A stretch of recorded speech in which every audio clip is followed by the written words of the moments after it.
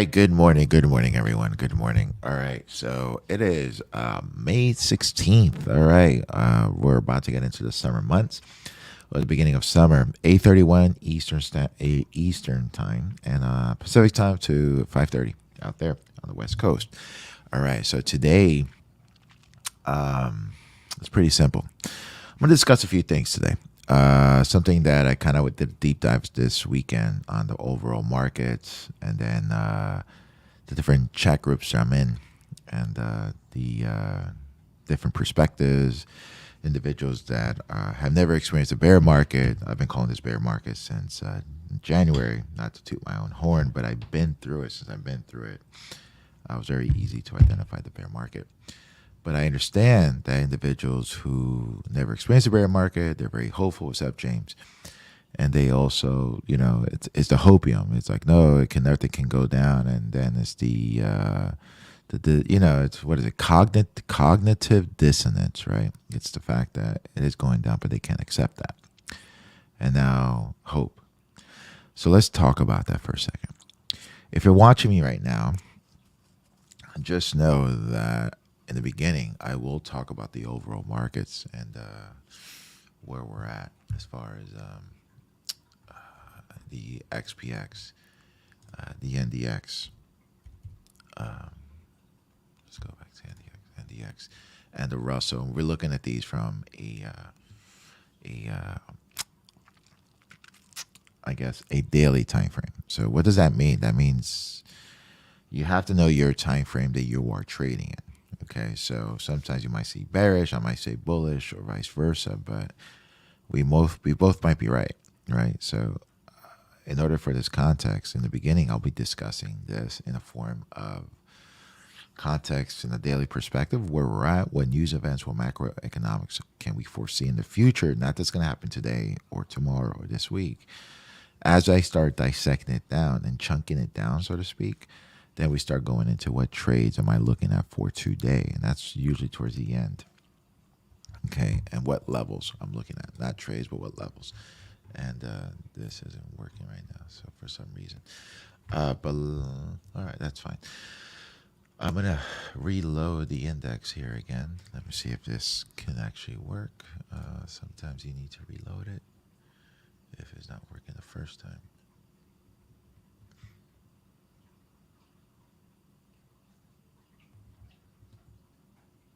Okay.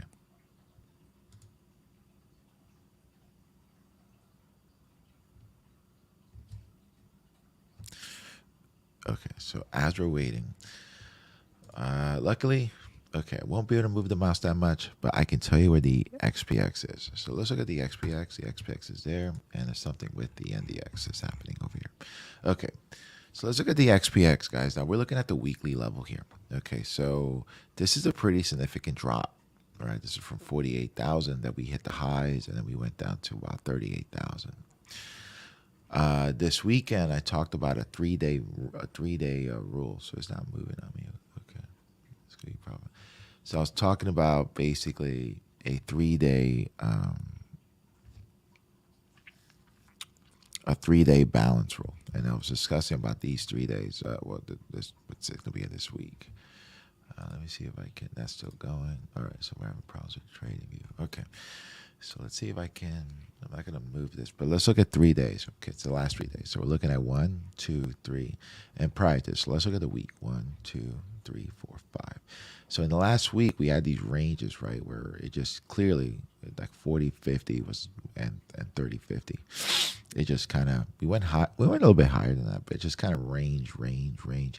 When we're at a bottom here, okay, we had a pretty nice rally. Now, it's pretty simple. We rallied all the way up. Now, if this is real, then I'm probably going to take out 40, 50. If it's real, and what I mean by real, that means that there's conviction behind that. The funds are coming back, they're buying it, and then possibly maybe a bottom is it? Maybe. Don't think so, right? Or is this one of those fluff moments? We got Powell speaking on Tuesday. Is he going to fluff the markets up a little bit to hold it up? Because we still have the whole summer, right? And I just came from South Carolina, Georgia, And I just check out the supermarkets there, and they're the same way they were in Florida and the same way they are in Los Angeles. It's they're looking pretty scarce. So I'm looking at those supply chain issues. Are they getting any worse or better? I don't know. It doesn't seem to be getting better. So, good news. I just came from Savannah, Georgia, and I heard that they're building the Savannah port, which is going to be the biggest port in the United States, bigger than L.A. Long Beach. So that's good. And I heard that they were diverting a lot of the ships because of Los Angeles strict eco guidelines with the truckers, that they had to do something, and they had to divert the ships through the Panama Canal back up to Savannah. So interesting. And then I found out that there's different ports, different car ports and so forth, but Savannah's the one that can't manage the same type of volume that LA can. So that was pretty interesting news. I also found out, which the news is not going to tell you, and I had to do a deep dive, was that they're calling people to go back to work in South Dakota to open up those lines. So that's good news, because I don't know. I mean, gas. I don't know. For my future projections, everybody I spoke to this weekend, it was we're speculating just based on, and I'll show you the numbers. I just wrote something up. I'll release it shortly about inflation, that we're probably going to 12% on your mortgage rates, right? So we are in a recession, people. I don't know how else to put it. The news is not going to tell you that. So it doesn't mean we're going to go straight down. It means we're going to go up and down, up and down, up and down, as you know clearly. As let me see if this is working now. Probably have to reset that. This was when we called it. This is weekly, up and down, up and down, up and down. So, but we're down, right? We're down. This ain't working. I hope this is going to continue working, being nice to me. All right, so let's go. So let's go. So the XPX, that's where we're at right now. Pretty simple day today. I just kind of gave you the gist of it. Read the Patreon, go through it. I kind of gave you a lot of my thoughts, what I feel. You see me. The thoughts of where I see this thing going, the levels, key levels to watch. I'll talk about Bitcoin as well, because I know we have Josh. Josh, what's up, Josh? And there are people that invest in Bitcoin, myself included. I just don't trade it. So what are we going to be looking at? All right, let's look at a couple of things here. For today, the E-minis were rallying. I don't even know if I'm live. I'm not live. Okay. That's a problem. Let me see something real quick.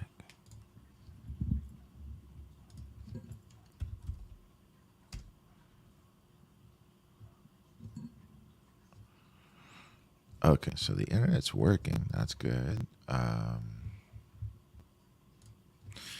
Internet's working. All right, let me see. I might have to reset, do trading view all over again. Let me see. All right, I'm gonna quit. We need trading view. Okay, let's see. Trading view.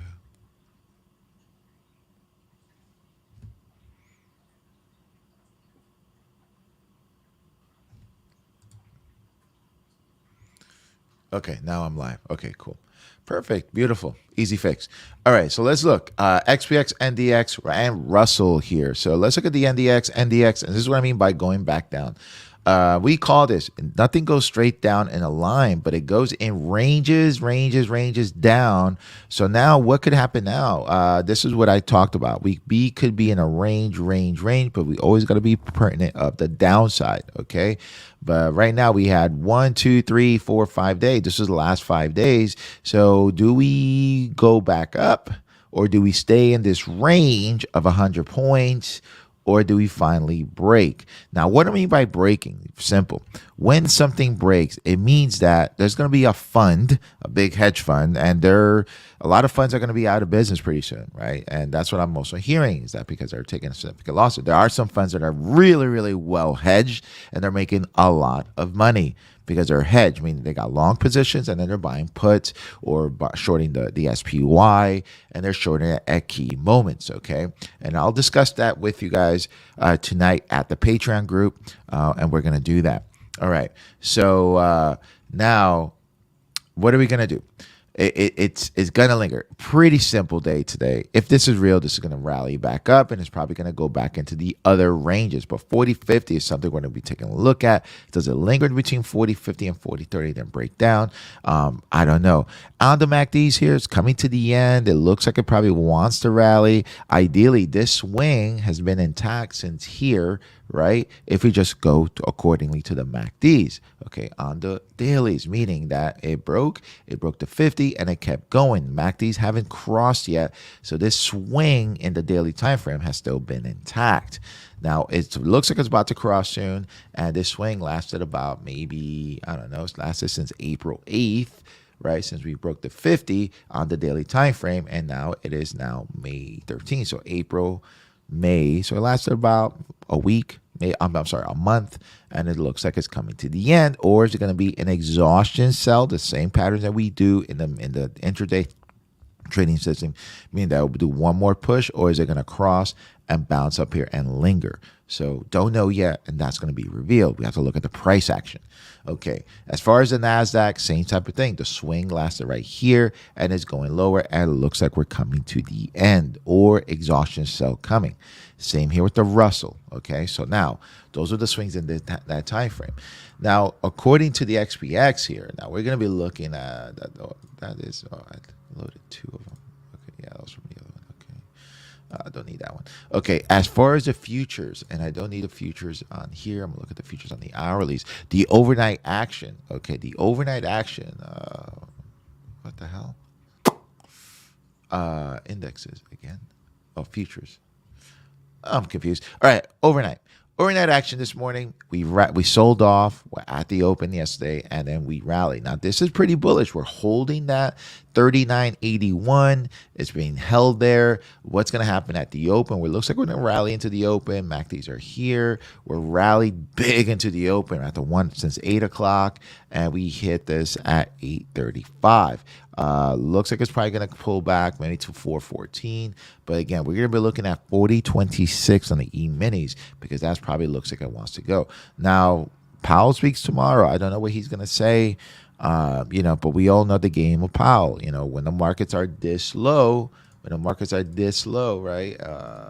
When the markets are down here, this is when we start talking how great the market is, and they start bringing it back up. And then up here, they probably start talking how bad the market is. So that's the game that we're playing, and you guys should know that, right? All right. As far as the futures here, what are we looking at? Look, we're going into the sideways consolidation. I did this thing the other day, 40.51 to 39.50. We're right in that range. So if we get to this range up here, let's see what happens. Is it going to be sold off? If it breaks through, this is going to probably lead up to 4,100. So don't know yet. Let's see. Pay attention to the 1 minute time frame. We're looking for this squeeze. The last squeeze right here happened at 8:10, 8 o'clock, and then that gave you about 20 points on the 1 minute time frame. So right now at the 50, we got it right there. But we're still in that sideways consolidation. Okay, so 40.50, we can take those trades, and let's see how it reacts at 40.50. Just based on what we know at 40.50, can you take a trade back down to the 50-day moving average? That's a high probability trade going back down. Going back up, it could go back up, and if you do, we can always reverse that trade. But anyway, we know the ranges here. You know where the look at the volume. Look at the volume has been there. We'll talk about the volume profile tonight as well. But the volume profile, the majority of the volume, this is the value area that we've been in, and it's right in that 40-50 area, and 39.50. So it's a lot of the value. The most trades have been occurring at that level. Okay, as far as the VIX, let's go into the VIX. The VIX, the VIX declined here. Okay, so let me just draw this, and I have time this weekend. But the VIX here, the VIX has declined, so that's a positive thing. It was too high, needed to relieve some of that fear. But again, we're not out of the woods yet. It's just relieving the fear out of this 3-week consolidation. We're at the highs, and now it's coming back down. Where do you think it's probably going to go back down? It's probably going to go back down now 26 and 25. That still means that fear hasn't dissipated. It just means that fear is still still present, just less present. As far as the 10-year note, that's coming back down or lingering right below 3%. That is fine. Like the market's getting adjusted to the 3%. It just when it goes up too high too fast, fast, the market freaks out and then it starts selling off. But so you got to give it a week or 2 weeks for the market to adjust at these new rates. And 3%, I think, is adjusting. If you notice, it's been adjusting since about April 8th. Considering right now it's around May 16th. So about a month, about the same time that we started breaking down on the XPX and the NDX on the daily time frames. Hope you guys are putting this together. All right, so now we're probably going to linger in this range and it's adapting. And then, probably things are going to be great. They're rosy, they're amazing. And then it goes back up and then this thing goes higher and then we sell off again. So that's the game that I'm noticing we're playing. But we're kind of going lower and lower and lower and lower. So keep that in mind. So today, there is a possibility if we break the lows of Friday of the week, last Friday, then we're probably more than likely going to go a little bit higher. I'm going to say we're going to skyrocket. We're just probably going to go a little bit higher. The good news also, Shanghai is opening. So that's a plus. So Shanghai is opening. That's a big, big plus.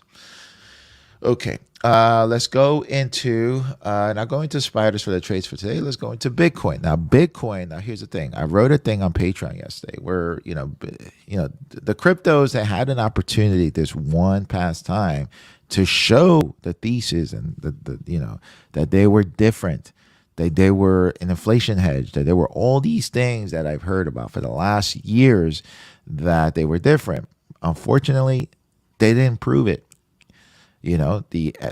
Just from, and I'm looking at it from a numerical point of view, guys. I'm just looking at like this thing is down, guys. I mean, if we look at it from the highs here, I mean, this thing is down. You're down about, 62% from the highs. I don't know what world, and if we look at like from, from the highs, you're down 62%. That's pretty significant.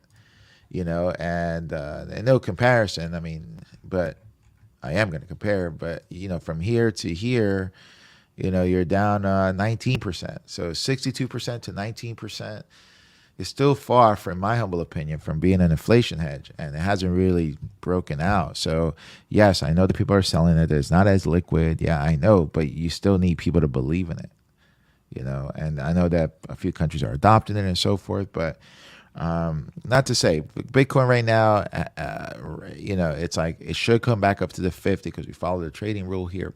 But this is going to be a strong level of 42,000, so still believe in it. That's fine.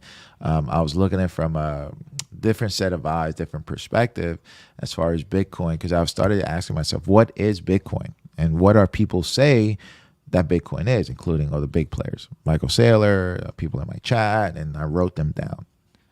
And then I started comparison, like as far as from, people say it's generational wealth. I get that. There's other ways to make generational wealth as well. But there's other ways you can do that. And I think is what you do with it. If you do arbitrage, or it's what you do with it. And that's the next level, right? It's not just buying it and holding it. Because if you're buying it and holding it, and, if you have money that you don't need for the next 2, 10 years, 5 years, 20 years, yeah, put it in, right? You can leave it for your legacy, for your next family. See, hopefully it goes up. But if you're not doing anything with it, then it's not. If you need the money, then I probably wouldn't be doing this. I would try to be a SPY or something else, because I know how to trade it and I know that I'm going to make money off of that.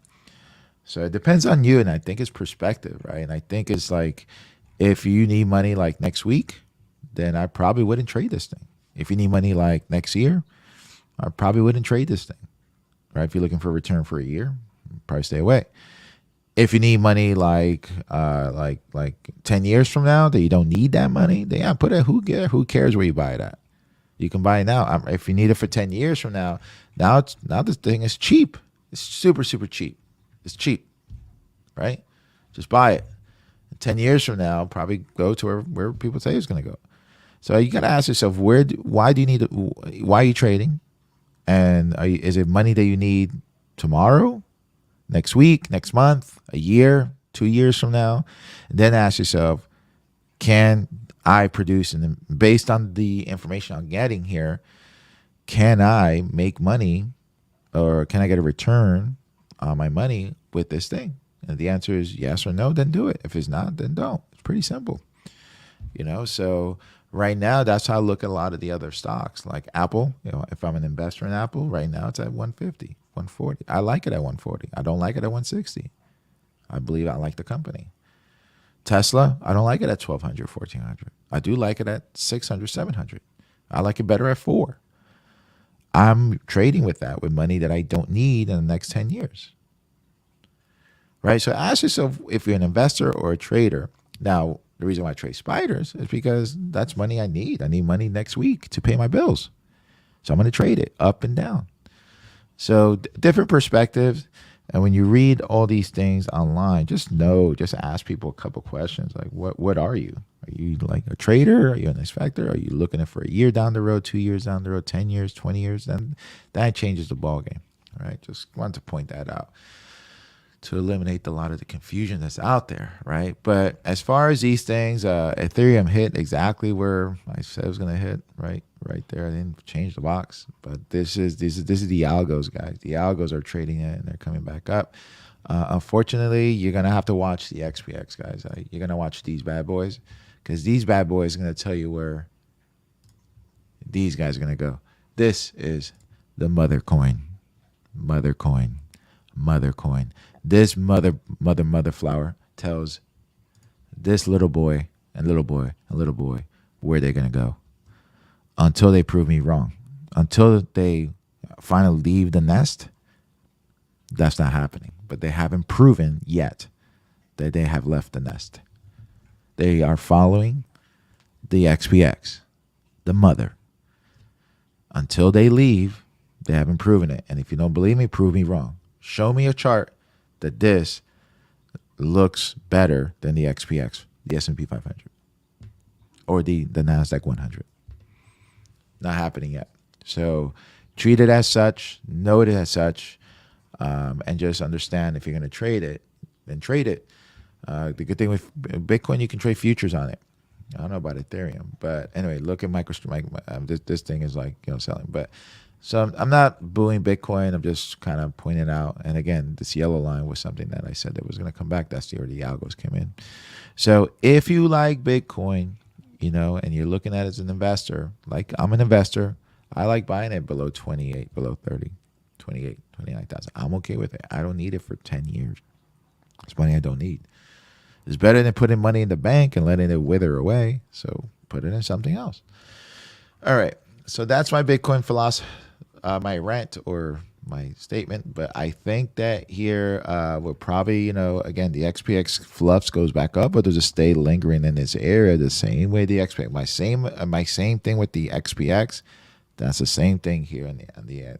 Nothing is going to change that. Same thing until these guys proven it otherwise. But right now, we got buyers coming in at 26,000. A lot of buyers. And these aren't people that need money tomorrow, next week. The people are buying it longer term. Maybe a few of them are trading it, but not many. All right. As far as the overall markets right here, how we're looking, it's 854. It's a pretty simple day today. I mean, we rallied up pretty nicely here on Amazon. We rallied. Key thing, does it give it all back? And look at the Google. Google's going sideways, right? So do we give it all back? 23.58. We all these things are in a range, guys. ISRG is trying to break out, so maybe not that one. But look at Tesla. Tesla's in a range. Tesla's in this range, and you got Amazon in a range. Okay, I don't think we're out of the woods yet, guys. So be frothy. Shopify looks like it's going to squeeze, and if it gives it back, watch these guys. The mega caps did well on Friday. They did extremely well, and that's why I said that we're not going to sell off with Apple being up $5. That's not going to happen, right? So Shopify looks like it could squeeze that back to 400. Does it go back down to 308, 312? Squeezing. Apple rallied nicely off that 138. Rallied 10 points in 2 days. That's not very Apple-ish. Apple doesn't do that. It moves $1, $2. So that's what I mean. Know the context of the other things. At the end of the X, NVIDIA takes out this 180, can go to 200. All right, let's look at Shopify real quick. 1 hourlies. I'm gonna show you Shopify from a different perspective here because this could be maybe a play here. Bouncing off nicely, right? Still in a downtrend on daily. Wow, Jesus. Wow. Okay, let me see if I can get that fixed. Maybe an exhaustion sell, or does it break through and come back down to 553? 50-minute time frame. It looks like it's coming to the end. It probably can maybe if it. I mean, this does it go back up? Does it continue going again? 409 can break, or does it squeeze? Short-term time frame is squeezing, coming back down to that 400. Does it come back down to see how it reacts around 397? If it squeezes here, it's probably going to go back down to this area to 346, 300. Just FYI. Let's look at spiders to see what we're looking at. So on deck, I think I gave you guys a few things for Friday. Friday, 404 is gonna be pretty. And again, guys, I'm just taking away. For 405 is 4050, which is eliminator 0. 4040 is 404. So it's 10 points. But these are very, very liquid, so you can come in with like 100,000 contracts. You'll get filled pretty fast. So it's coming back down. Let's see what happens here. We rally nicely. Wow.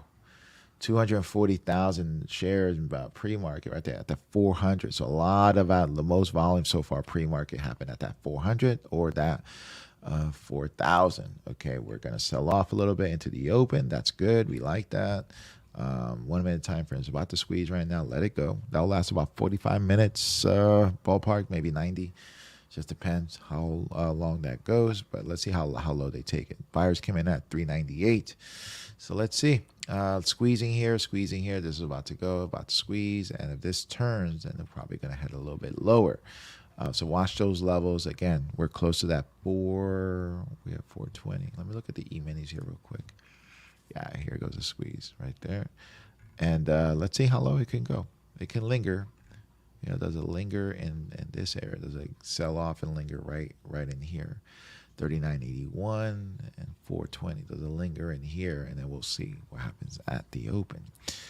All right, so let's put up our orders up here. Again, I'm going to extend this out here because I think that we're back in this range here. So pretty simple. Again, 39.50 and 40.50 on top. We're still in that range. So again, if you guys want to take trades from when it goes up here and we're pretty far away, then go back down at the bottom range. If it goes back up, it is going to break. I just don't know if it's going to break today. But I mean, once you identify the ranges, then you're fine. These are 100-point ranges. So keep that active. So again, let's put the, I think I had the 40. What did I have up there? I was pretty far up there. I had the 425, 426. So guys, if we go back up 425, those are pretty far up. I mean, that means that on here, that means it's 4,250. Is it going to get up there? No, but if I'm doing it for a day trade, 2-day trades, and I'm just going to scalp 20, 30, 40 cents, that's okay. But when you hold it overnight, I mean, realistically, do you really think it's going to go up to 4,250 points in 2 weeks? And just to show you in context, that's why I don't hold them overnight. But 42.50, it's up here. I mean, is it going to happen this week? I don't know. We need some hella good news, but just FYI. So that's what I'm putting up there because you can put 50 cents, $1 up there, $2, somewhere in that range. You're not going to get hurt too bad. If you want to come closer, you can. But this is why I look at those things. And once we get those squeezes, then I know I can probably squeeze about 30, 50 cents out of those. If you have enough contracts, that's some decent coin that you can make in half an hour. Now, if it breaks, you'll make more. So, it's just FYI, and we'll talk about that tonight. But right now, even these futures are working their way lower. Let it come back down. Let it pull back down. And let's see what happens at the open. Okay. QQQs. The Qs need to rally. Again, we got this 306. Let's add the alert. 306 needs to break through, and again, we're just going down in between this range, 306 and 290. Right now, it looks like about to go lower. We got a range here, pre-market 303 and 298. So just know that IWM IWM squeeze on the hourlies nicely. Okay, I like this IWM here. Okay, pulling back. So it can probably pull back. Still in this range here. We're in the upper range. It's probably gonna pull back a little bit. Still in the range, guys. So when we zoom out, we're in a range here. So we're in the upper range here. Let's see. I always like to put the upper range here, see what happens. You never know what's going to happen. Shanghai did open, but we'll see. All right. All right, guys. There's not really much going on here, as you can tell. We're just kind of lingering and seeing. Consumer price index is coming out. I think, did it come out already? It comes out tomorrow. No, it didn't come out yet. We got Powell speaking tomorrow, so that's going to be big news. We got to pay attention to that because he's going to fluff the markets a little bit. We'll see where the market goes right now at the open. We're at 40.12. Can it hold 4,000? That's what I'm looking at. Pre-market. This is where the most amount of volume came in, the most amount of trades came in. So it this is where it's going to this is the value area. It's trying to find value in here, and then it's going to break out at some moment in time or break down. All right, guys, go out to go get it. I guys see you in the chat. Let's get ready. It's going to be 9:02. Yeah, let's put the 420s up there. Put the 390s on the bottom. Not 390s. Probably going to go to 365, 370s somewhere in there. Be careful because the VIX is dropping, so that's going to hurt our premiums a little bit. Unless you hold them, unless you trade them that day. It's going to hurt them more on the upside than on the downside, because if it goes down, the VIX goes up, and that kind of helps your option premiums. All right, so just keep those up there. Watch it closely. All right, guys, that's what I'm seeing right now. We're probably in this range, and let's see what happens. And I'll see you guys in the chat. All right, guys, take care, and I'll see you in the chat room. All right, bye-bye.